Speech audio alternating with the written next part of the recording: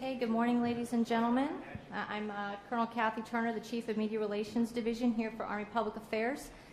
Today we have the Honorable Dr. Mark T. Esper, Secretary of the Army, and General Mark Milley, the 39th Chief of Staff of the Army. Secretary Esper and General Milley will begin today's press conference with some brief opening statements. We're then going to open it up for questions. Please wait for me to call on you, and we also have two folks in here with microphones, Chris Opart and Monica Womack in the back. Let's keep it to one follow-up so we can try to get everybody in. And again, when you want to ask a question, please identify yourself and your organization. And then at the end of the press conference, I ask that you remain in your seats so that the Secretary and the Chief can exit the way they came in because they have another scheduled appointment. Mr. Secretary? Yes, good morning, everyone. Thank you for joining us this morning and this week at this very important conference. It's often a period of great excitement, but I do want to begin on a little bit more somber note that puts into context the importance of our mission and the dangerousness of the profession that those in uniform have chosen. In this past week, we lost another soldier in Afghanistan, and the young sergeant from North Carolina came home to us on Saturday. And so a very difficult time always for the Army, certainly the family. But this just is a reminder to us about the profession of arms and what it means. That said, I do want to speak about this morning and this week. This is a exciting time to be in the Army. As I said not long ago, it is a renaissance with regard to where we are. That renaissance has been led by the Chief of Staff, General Milley, and his focus on readiness these past few years. And we're all picking up this ball now as well. Readiness and modernization are our guideposts, and we are doing everything we can to make sure that we achieve the priorities we have set in the strategy and the vision that the Chief and I published in June. So a lot going on, a lot of exciting things happening. Change is underway, and change will remain underway during our tenure. And continuing these types of reforms, as I spoke about, will be critical to sustaining this momentum. So I know you'll have a lot of questions. We can talk about it during the Q&A, but I look forward to a great convention, and with that, I'll turn it over to the Chief. Thanks, Secretary, and I want to echo Secretary's remarks. I had an opportunity Saturday night to go ahead and go to Dover and receive Sergeant Slape's remains as he came back. And as all of you know, he was killed from an IED strike in Afghanistan a couple of days ago, in southern Afghanistan, down around Camp Dwyer. It's a stark reminder that amidst all the headlines of today in America and so on, our country is still at war. We've still got 180,000 soldiers in 140 countries on freedom's frontier, so to speak. Just last week, we also honored another soldier, Staff Sergeant Scher, 3rd Special Forces Group with the Congressional Medal of Honor for some incredibly heroic actions that he did while deployed in Afghanistan. So I would just ask all of you, and I know you do, in your own ways, in your own lanes, just continue to remind the American people that American soldiers are still in harm's way around the world, and to please keep them in your thoughts and prayers, and to keep supporting them in every way possible. As far as the Army goes, and glad to be here again. This is my 4th and last AUSA as the Chief of Staff of the United States Army, and so, and I'm very, very proud of what the Army's done over the last several years. When I became the Chief, I think we were in a situation with respect to readiness that was on a downward slope in all of the metrics or the measurements of readiness. And because of Congress, because of the work of a lot of people in the Army and outside the Army, we stopped the bleeding, and we're on an upward swing. And I think that's a very exciting thing for our Army and a very exciting thing for the nation. So we've, I think, turned the corner. We're not out of the woods yet. We have a ways to go. We have not attained the objectives that we set out to attain in readiness. We said we wouldn't do that until about 2022, 2023. And that's the glide path we're on right now. But we're looking pretty good in terms of a rise over run, a steady climb in the readiness of the United States Army from just a few years ago. Very, very happy with that, very pleased with that. It's a result of a lot of hard work by a lot of people. And then readiness today, and the theme, of course, of this AUSA conference is ready today and more lethal tomorrow. So the bookend of readiness today is readiness tomorrow. And And a different word for that might be modernization. And so what we've done there, realistically, you're not going to modernize an army in 12, 24, 36 months. That's not going to happen. You're not going to modernize a Navy, an Air Force, or a Marine Corps in that short amount of time. But what we have been able to do is refocus our efforts, and we have organized the force, organized the institutional army, or reorganized the institutional army to more effectively modernize as we go into the future. And therein you saw the organization initially of the cross-functional teams, and now the ribbon cutting of Army Futures Command. We've established very strict priorities, and we're putting budget money against those modernization priorities. So I am very, very comfortable and very, very pleased with what the Army's done to reset itself, to reset the stance as we go into the future, reset the organization as we go into the future. So the two priorities that were laid out a few years ago when I became the chief was readiness and modernization. And I am really pleased with what the Army's done. And again, the Secretary is more than kind in saying, General Milley this and General Milley that. But in fact, it's the work of tens of thousands of people.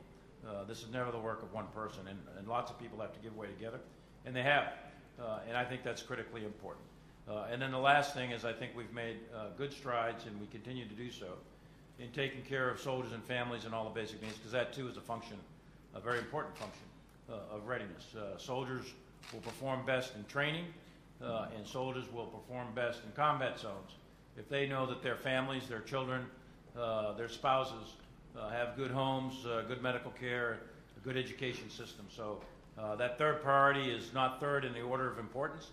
It's an all-consuming daily priority for the United States Army and its leaders, is to take care of our soldiers and our families. So with that, I'll be happy to field any questions about anything. Okay, so we're going to do the first question to Lita, over in the back. Hi, Lita Ballard with AP. General Milley, can you talk to us a little bit about recruitment? There's been a struggle to find what the Army would consider quality recruits and increased competition. Can you tell us a little bit more about what the Army is going to do to address the shortfall and make the goals next year? And does the funding that's going to Futures Command hinder at all any effort to give more bonuses or other incentives for recruiting? And then just a follow-up for the Secretary. There's been a lot of discussion about the MAVNI program, and I know that's something that you've supported. Can you talk, has there been any progress in the ongoing efforts to negotiate a restart? Thanks, Lita, for that question. On the accessions, I think people are tracking. We didn't meet the objective that we sent out to Recruiting Command. The mission is what we call it for Recruiting Command for this year. It's certainly a warning light out there, but it is not by any means catastrophic to us. We're a very large organization. We missed the mark by, I think it was 6,500 or so in that range. That represents about a percentage point or so. On balance, we've had a very, very good couple of recruiting years. This past year, we missed the mark. The recruiting environment has changed. The economy is at an all-time 50-year low in terms of unemployment. I think it was 3.7, 3.8%, something like that.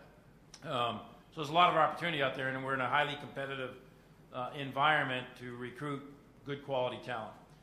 One of the things that Secretary and I and the other Army leaders, we committed ourselves to, and we committed to Secretary Mattis, and we committed to the American people, and I think we owe this to the American people, is to not sacrifice quality for quantity.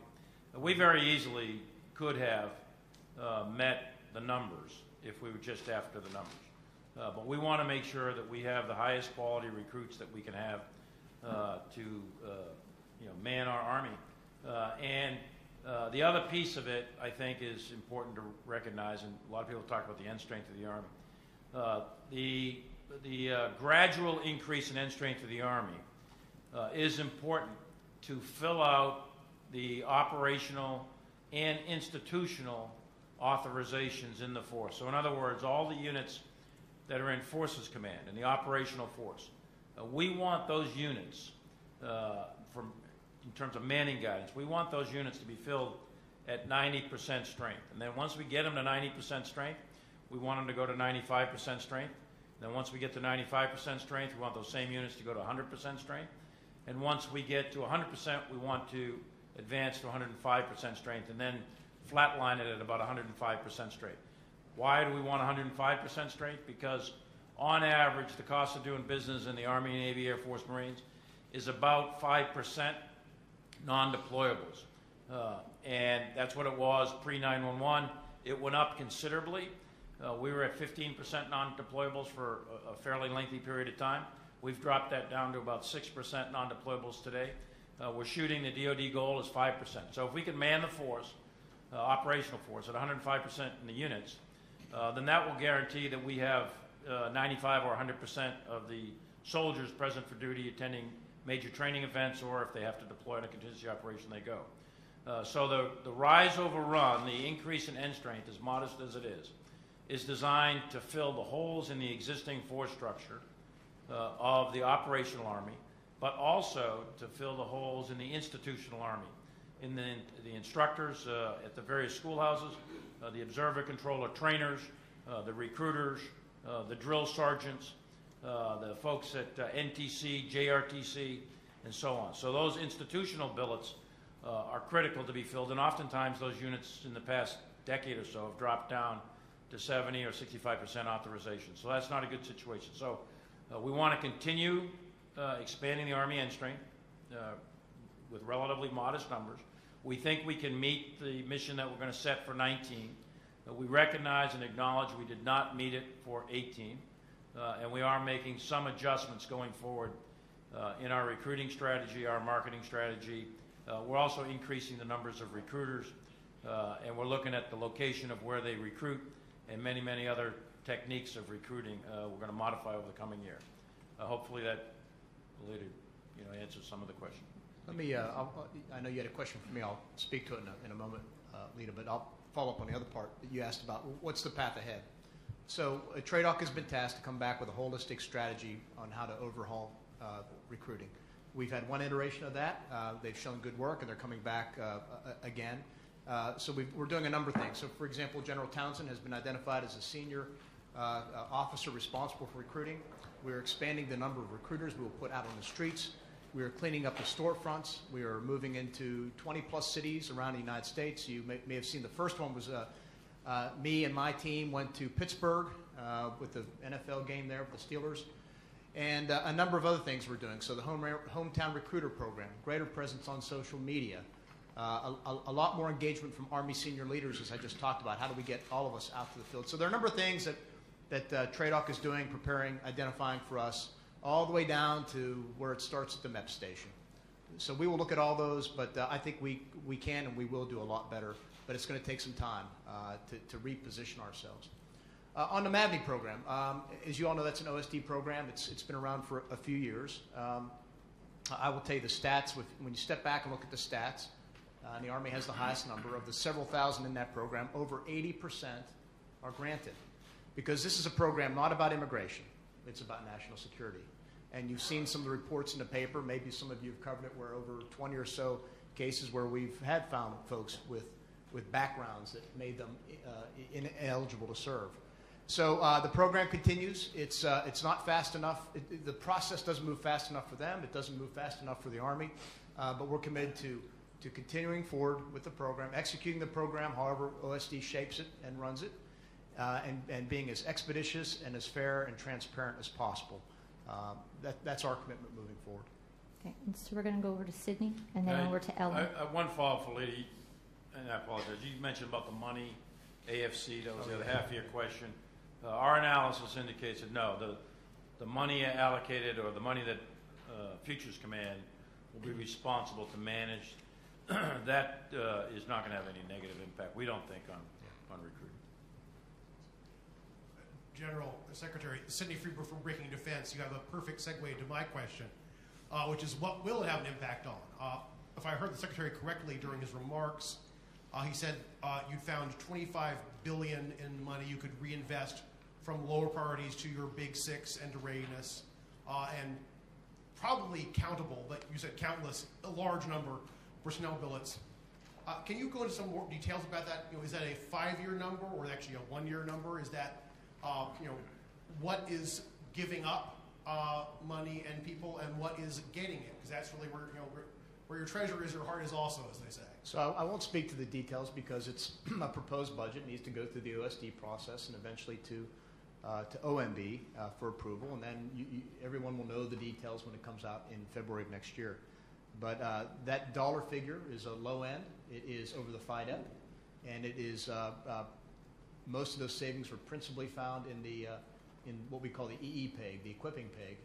We're in the process now of going through the other pegs, the other few that are out there, and this will be a new routine. I got to tell you, the chief and I spent 40, 50, 60 hours going through program after activity after activity to look at each one and assess it and ask ourselves, is this more important than a next generation combat vehicle?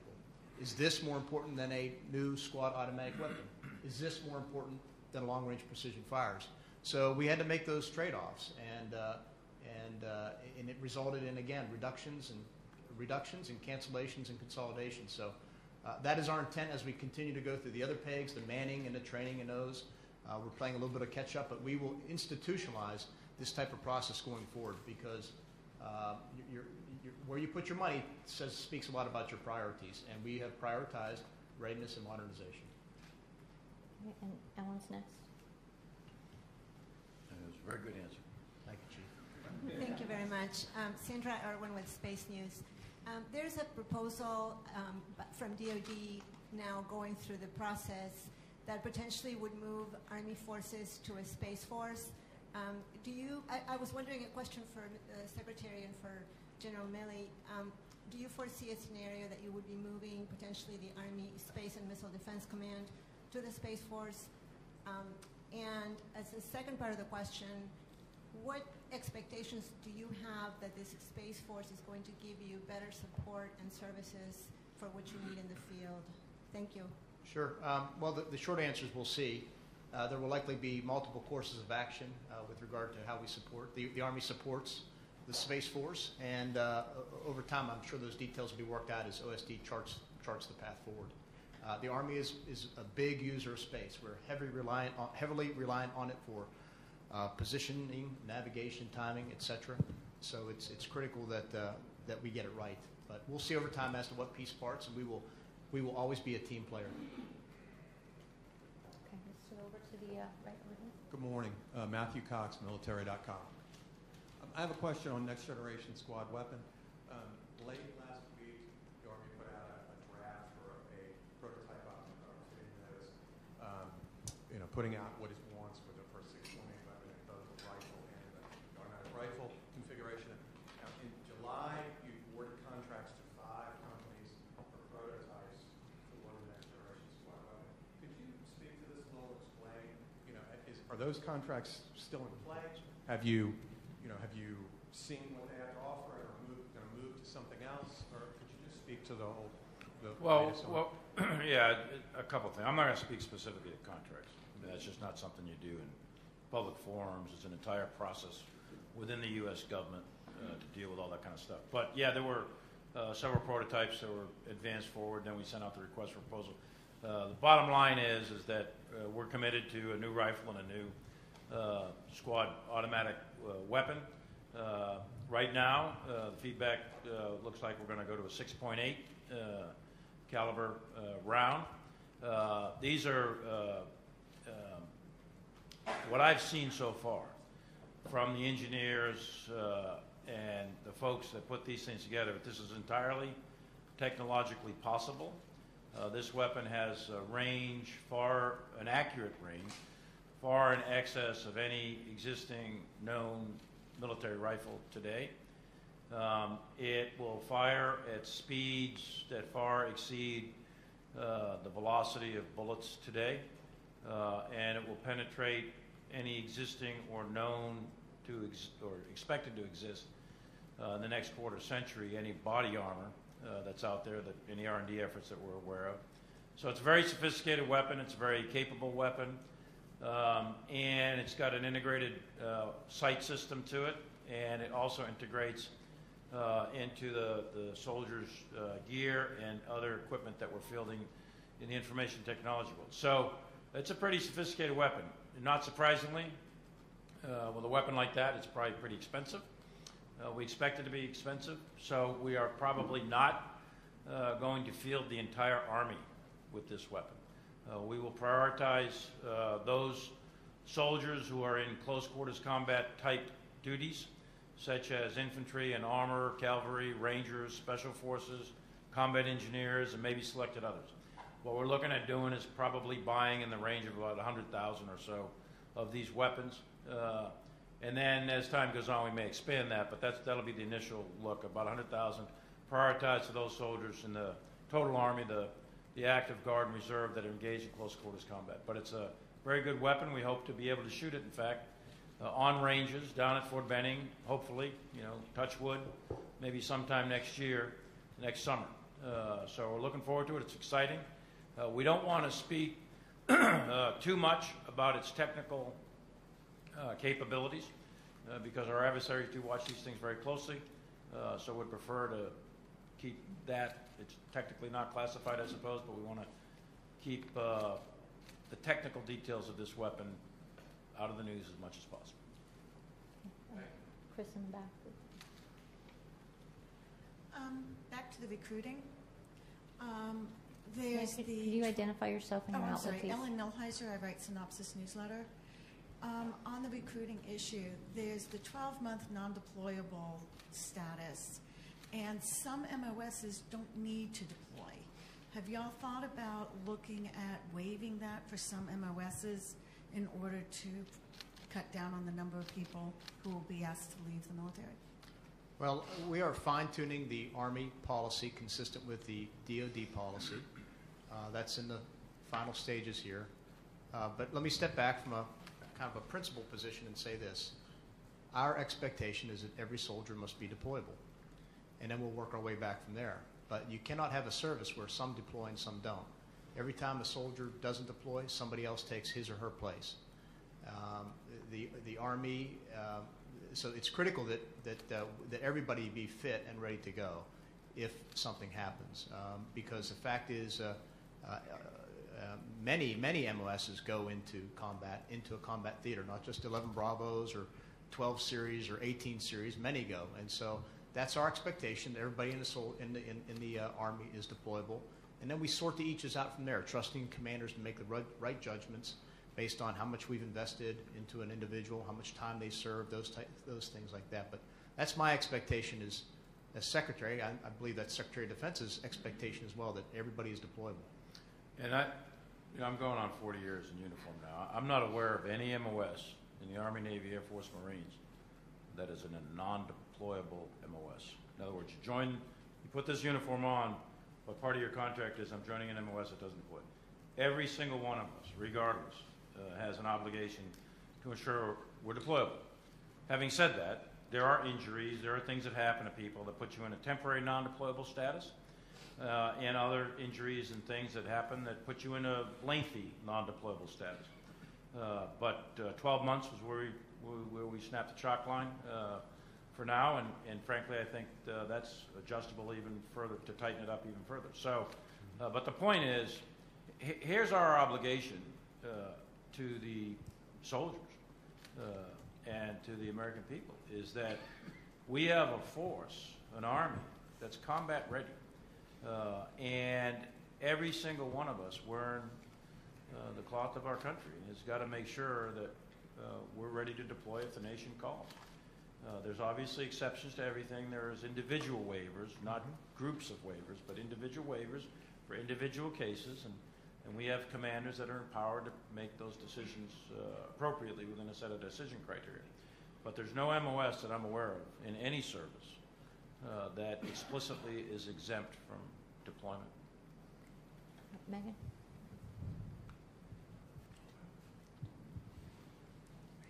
Megan Myers, Army Times. So you guys have been talking about one by one extending one-station unit trainings for infantry, for armor, for combat engineers. At what point do you think you'll get to Fort Jackson, just basic training? By how many weeks would you want to extend it, and what other kinds of training would you want to beef up on in those extra weeks? We haven't gotten to that level of detail yet. You know, the infantry extension is ongoing right now. We wait to see lessons learned. I spoke this morning about our commitment to extend it for armor and engineers, and then we'll go from there. I think if you step back and ask yourselves, well, why extend it? I think it's lessons learned from the field, the operational Army that says, look, we're getting soldiers who could use more time to develop their physical fitness. We could use soldiers who maybe spend more time talking about the military traditions and our history that would come to the service with greater sense of discipline, maybe greater tactical and technical expertise. So all of that gets back. That's why when we looked at extending the infantry basic training, all those factors came into play, and we thought adding 2 months would be what it takes. And we'll see. I'm confident that it will. Like I said, it will be the longest and most challenging infantry basic training in the world, and I have high hopes for it, and I think the field has great expectations as well. And depending on what we learn, because we are a learning organization, we would seek to apply those lessons to other branches, other MOSs.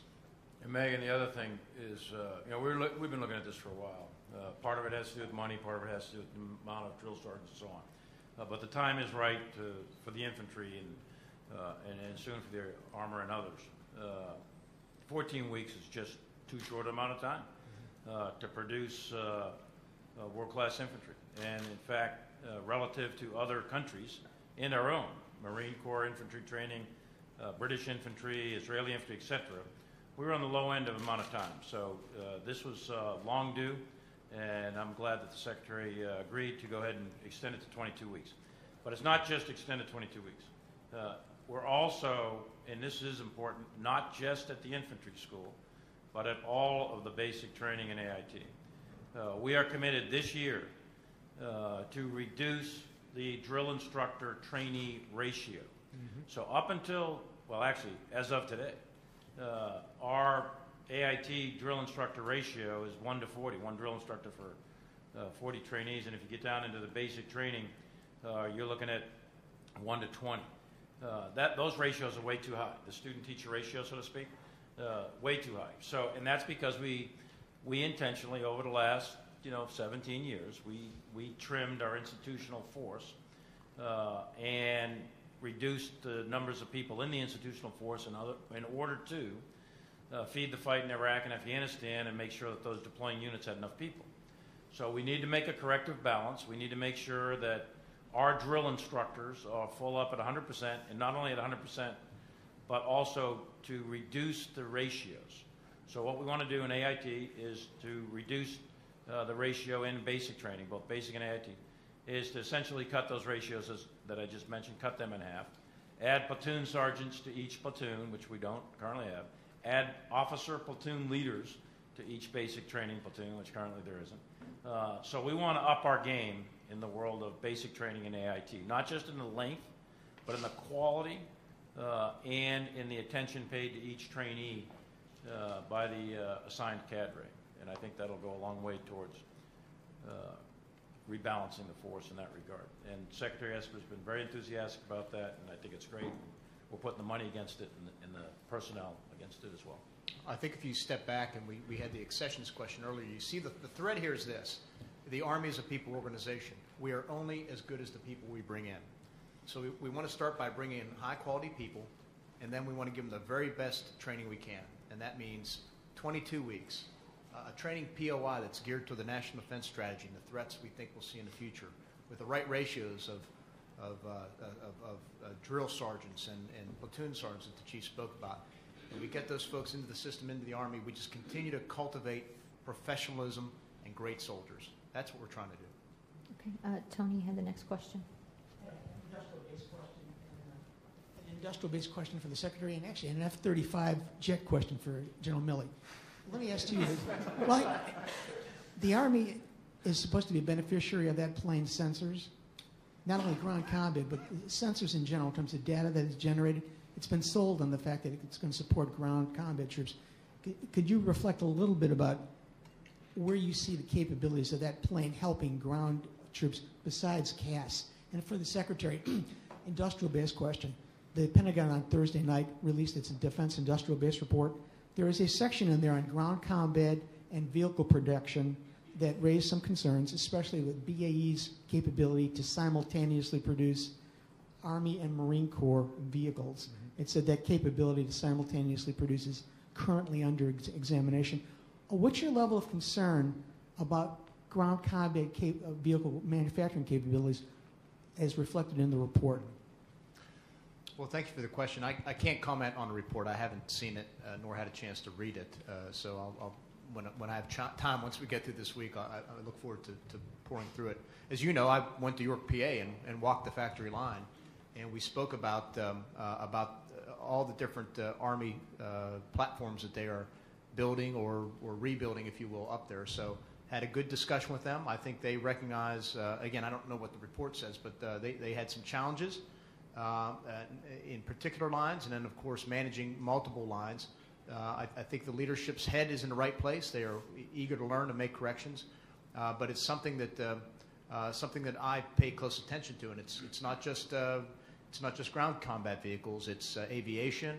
It's it's small arms.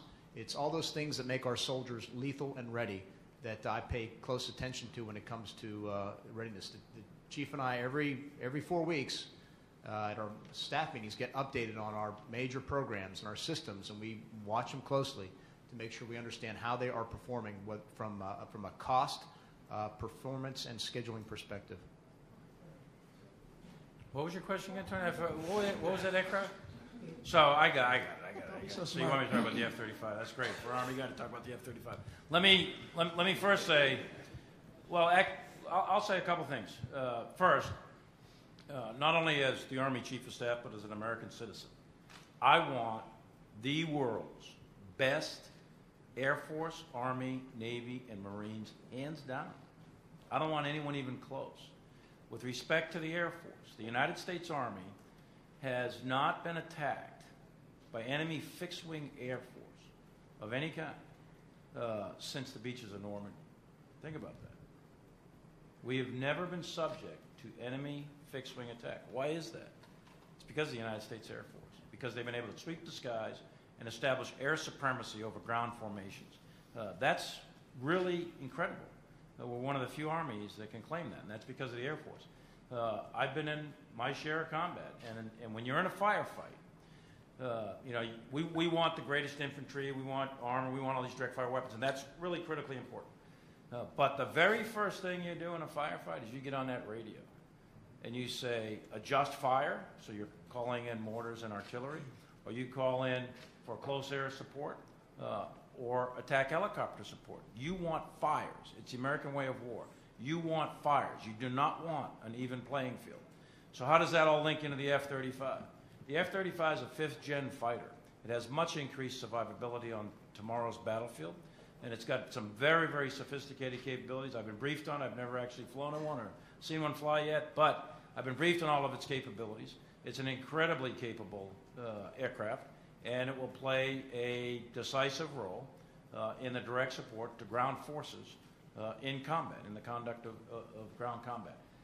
We don't fight as an army. The United States Army doesn't fight as an army. Neither does the Marine Corps. Neither does the Navy or the Air Force. We fight as a joint force. And what makes us so much different than other militaries is the synergistic effect that you get from combining the various capabilities of the various forces at time and space in accordance with whatever the commander's needs are. And then we add in our allies and partners. So we don't fight alone. We fight with the Navy. We fight with the Marines side by side and everything. And importantly, especially for us in the Army, we fight with the Air Force. The Air Force is over our shoulder. I have not once in my life, and this is hundreds of times, ever seen an Air Force pilot say, no, I can't fly in there at low altitude and drop bombs and do a gun run. They don't do that. These guys take incredible risks. If they move to the sound of the guns, and if there's troops in contact on the ground, they're rolling in, and they're rolling in hot. So I have nothing but praise for the United States Air Force and what they've done for the Army, not only in my personal experience, but all the way going way back to when the Air Force first started as the Army Air Corps.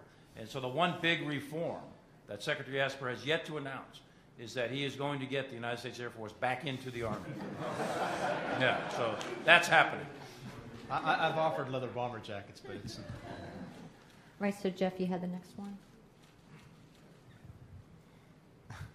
Thank you. Jeff Schogel, Task and Purpose. Questions for both of you.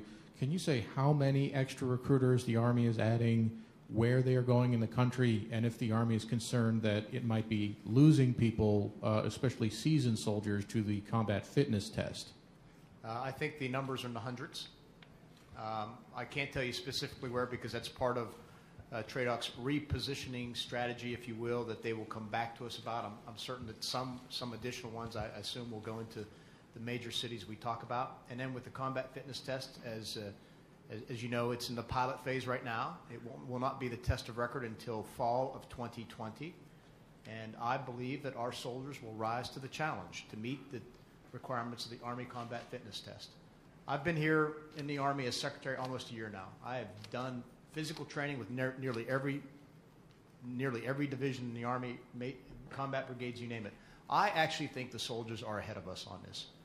I see soldiers out there now doing this type of cross-functional training, doing the type of drills and exercises that will make them more fit on the battlefield. And everywhere I go, I ask this question: what do you think about the Army combat fitness test? And hands down, near unanimous support for this move. They think it's the right thing to do.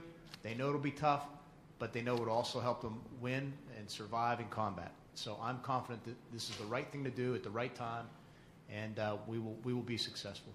So on the recruiters, a couple hundred, as the Secretary mentioned, we're working on that right now. On the fitness test, we don't want to lose thousands of soldiers to this fitness test. This fitness test is hard, and no one should be under any illusions about it. That's on the one hand. But where we really don't want to lose soldiers is on the battlefield. We don't want guys killed in action or young men and women killed in action because they weren't fit. Recall, the summer of 1950 in the hills of Korea when Army soldiers deployed on relatively no notice as North Korean soldiers came across the DMZ.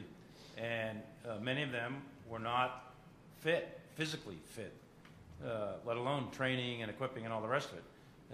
There's countless numbers of soldiers, we'll never know the number, that are dead because they weren't necessarily in the fitness they were. The current PT test, the 3-event PT test, has a great advantage in that there's no equipment and it's relatively easy to administer. We've been doing it for 40 plus years or something like that. But it's only got a 30% correlation to the physical activity expected in close quarters ground combat. The NFL Combine has about a 65% correlation to the physical tasks required of an NFL football player in the execution of their skills on the field. This new PT test is in excess of 80% correlation to the physical activity that is expected of soldiers in the execution of ground combat. Yes, it's a hard test. That's one of the reasons why we spent last year refining it. This year, the next 12 months, is a pilot with 60 battalions of the active, guard, and reserve. And we're going to refine the standards. We're not going to change the tasks. We're refining the standards. How many push-ups does it take to meet 60 points or 80 points or whatever the number is? That's the purpose over the course of next year.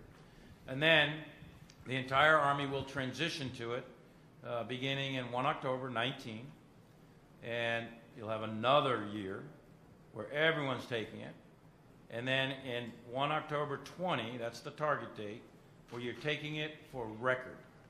Now, if you can't get in shape in 24 months, then maybe you should hit the road. Maybe you should consider an alternative to this. So, but it's got nothing to do with we're worried about losing soldiers or not. This has everything to do with effectiveness in combat. That's why it's gender neutral. That's why it's age neutral. Because combat's unforgiving. It doesn't matter how old you are. The enemy doesn't care. Before they shoot you, they don't say, hey, are you 25 or are you 45? They don't do that. They just shoot you. And dead is dead. So we want to make sure that our soldiers are in shape, physical shape, top physical condition to withstand the rigors of ground combat. And there's nothing like it. Ground combat is unbelievable. Go look at those kids who are walking up and down the hills of Afghanistan. My dad at the beach at Iwo Jima went 19 consecutive days without eating in some of the most brutal combat in military history. So combat is not for the faint of heart. It's not for the weak-kneed. It's not for those who are not psychologically resilient and toughened and hardened to the brutality and the viciousness of this thing. So we got to get this Army hard, and we got to get it hard fast, and we got to get to make sure that our soldiers across the board, regardless of male or female, and regardless of how old you are, and we're putting in a whole set of rules about that. You won't be able to take command of an infantry battalion or an armor battalion or cavalry battalion, or et cetera, unless you meet the standards of that unit, which will be the same standards that the 20-year-old has to take. So this is going to be hard. We recognize it's going to be hard. It's a bit of a culture shock, a bit of a culture change, a bit of a culture shift. There's going to be a lot of cards and letters and complaints and all the rest of it. But as the Secretary said, I have no doubt that when you put a challenge out in front of the American soldier, they're going to rise to the challenge. And the vast, vast majority of them will meet it, and the vast majority of them right now are embracing it. Yeah, I can't help but just triple tap this real quick. It is a tough test. I took it in May. But when you talk about what the chief was saying, it is combat related. Can you get your arms, your hands underneath you, and lift yourself off the ground to do a 3 to 5 second rush? That's why the modified push-up is in there. The sprinting, can you do that 3 to 5 second rush? The part where you have to carry kettlebells, that simulates carrying ammunition cans. Or the part where you have to pull a sked. Can you pull a soldier across a battlefield? It's rescuing your colleague. You know, the deadlift. Can you lift a soldier out of the hatch of a burning vehicle? It's all combat related. I think we are doing our soldiers a service. We're doing our Army a great service by implementing this test now. Okay, so we got time for one question. Ashley, you've been waiting. Yeah. Hi, Ashley Rookie, James. I wanted to ask about the SFABs in Afghanistan. In the past, you said, Dr. Esper, that you wish that they had more mortar expertise. So as the second one is training up right now, are you getting that more mortar expertise, and are they training up to go back to Afghanistan? And also, can you talk a bit about if they are going, will there be a gap between the two SFABs, and what benchmarks have you been using to assess? Sure. I'll talk about the first part, maybe let the chief add in there, since he's the one that brought them to life and has really made them quite successful. My comments going back to, I think this spring or summer was, I had a chance to go to Afghanistan. I spent a couple days on the ground and met with 3 of the 4 battalions, the SFABs. And as anything, you want to go out there and find out what the lessons learned are. There were some lessons learned that they were already adapting to, and one was, greater logistics support, because they thought the Afghan Army was better serviced by having a more robust logistics. One was increased mortars, expertise and capability, because they found that the Afghans use mortars more than they do artillery. And so, again, they were making adjustments on the ground. And there were a couple other things, but quite frankly, what I was surprised about is how right we got it going out initially with regard to, certainly the people we chose were very, very high quality. Second, we gave them the equipment they needed to get the job done. And third, the training that they had prior to that. I was expecting to have a lot more issues and find out a lot more things, but they were satisfied across the board. And I think I only came back with 2 or 3 things as lessons learned. I'm sure they have more, because we are a learning organization and self-critical, and they will take those, they will pass those on to the other SFABs and incorporate them going forward. A couple of things. One is we're going to build 6. That's the current plan. 5 in the active component, 1 in the National Guard. That's the opening bid, so to speak. And as you mentioned, the first is already deployed. Second's in train up, and they will deploy. And then 3rd and 4th are forming as we speak. And 5th and the National Guard number 6, they'll get organized later in the year. I'd recall that the rationale or the logic behind establishing these is threefold. One is to improve and increase the level of advising quality, the tactics, techniques, procedures, the knowledge, skills, attributes, sort of thing of advising. So these soldiers are all volunteers. They're all on their second job. They were a platoon sergeant before, or they were a first sergeant before, or they previously commanded a company, previously commanded a battalion. Very, very high quality individuals. They go through a vetting process, so roughly speaking about 60%, 56% to 60% or so are being selected for this outfit. So they're meeting the physical fitness standards of the Ranger Regiment. And there's a whole series of other selection quality criteria that we put on these folks. So we are investing heavily in high-quality people. Then they're going through selected, a very specialized training program to prepare them for advisory duty. The one thing we want to increase more of is language training. We haven't got to the level of language training that we want to, and that takes a little bit extra effort. And then we deploy them. Right now, the focus of deployments is Central Command, but we think that the United States Army in particular, but the military writ large, will be in an advise and assist role for years and decades to come. We've been doing advise and assist for well over a century as it is, and we want to make sure we have tailored units to do that. United States Army Special Forces are experts at this sort of thing, but there's simply not enough of them to go around with the level and the workload that we have around the world.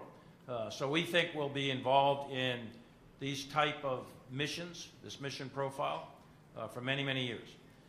And that'll be helping out host nation partner countries to deal with their own internal security problems or to improve their capabilities across their military.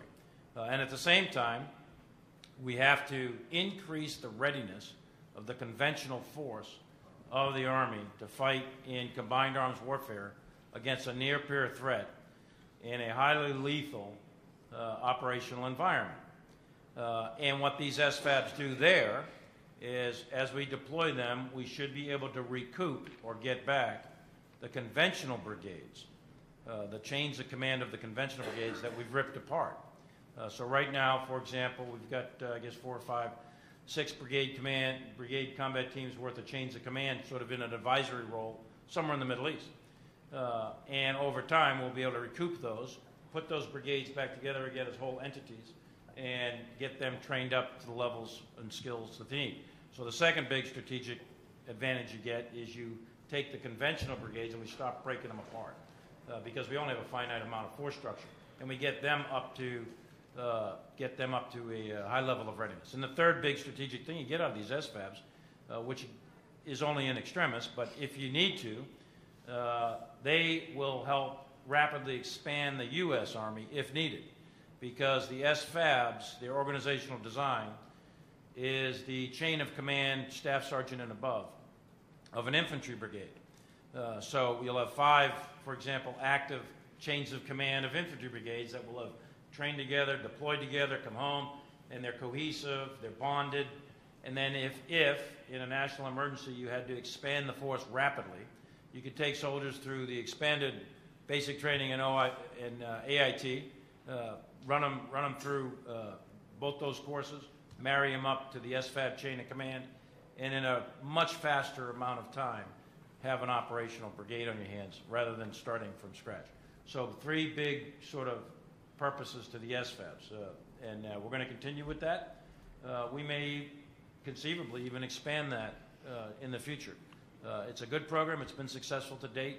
We're getting very, very good feedback from the CENTCOM chain of command on the operational effectiveness of the SFAB that is deployed right now. So we're very pleased with that program. Okay, gentlemen, we'll go to closing comments and wrap up the press conference. Mr. Secretary, Chief. Okay, well, thank you all for, again, being here today and being here this week. This is a very exciting time for the United States Army. We are at a strategic inflection point making this transition to the high-end fight consistent with the National Defense Strategy, but not just that. It's all-encompassing. As I said today, this is a renaissance for the Army. It's every bit and piece of the Army what we do, from basic training to our professional military education to creating the next generation fielded force, you name it. We have many, many things underway to make sure our Army is ready and lethal and prepared to deploy, fight, and win in future wars. And our guarantee, my guarantee, is that we are ready today and we'll be ready tomorrow. Thank you. And I would ditto all of that. The Armies only have 2 functions, or Navies, Marines, and Air Forces for that matter. One is to conduct warfare, engage in combat, to fight. The other is to prepare to fight, and that's it. Those are the 2 things we're supposed to do. Either fight or prepare to fight. Engage in combat or prepare for combat. And we, on this end, the Secretary and I, in our responsibilities, are primarily in the prepare for war function. The combatant commanders are in the execute war function. And it's critical, I think, because 90 to 95, 98% of the time that you're in uniform, it's preparation for war. So, and that makes the difference, I think. It's your training, your equipping, your physical fitness, your mental toughness and resilience. It's the organization, the doctrine, the tactics. Those are the things that determine victory or defeat on the battlefield. So preparation for war matters. It matters a lot on whether or not the soldiers are going to come home alive and they're going to come home victorious. So I'm very excited about what the Army's done over the last several years. I'm really excited about where we're going. I think it's a good time to be in the Army, and I think we've rebalanced and refocused our efforts in absolutely the right direction. Okay, ladies and gentlemen, that concludes the press conference. I ask that you remain seated while the Chief and Secretary depart. And then there'll be plenty of us public affairs folks around to do follow-ups with you. You don't want to do any sidebars with the Secretary? I think that'd be a good opportunity. How did you choose the Steelers for that first one, Tom? You said that the recruiters went to the Steeler game first. How did that happen? That be that game you chose? I don't know. That's how it happened. Supposed to go to the Patriots.